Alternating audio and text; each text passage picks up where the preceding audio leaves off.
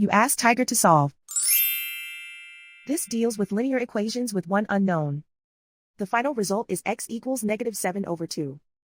Let's solve it step by step. Simplify the expression. Simplify the arithmetic. Group all constants on the right side of the equation. Add 14 to both sides. Simplify the arithmetic.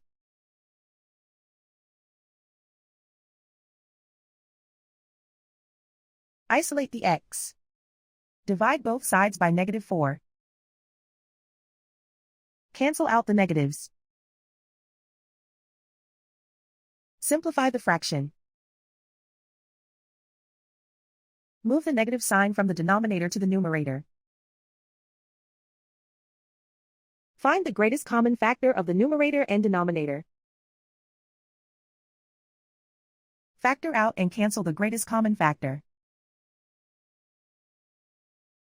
And so the final result is x equals -7/2.